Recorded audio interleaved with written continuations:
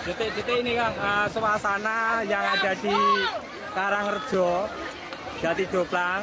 Jadi acara Gus Idam tidak bisa dilanjutkan karena ini ada panggungnya ini roboh, tapi nggak ada angin tadi ya, nggak ada angin, tapi ya tidak mendadak gitu langsung. Oh gitu, oh berarti buatan angin ya? Tapi dikarenakan posisinya mendadak ini ya.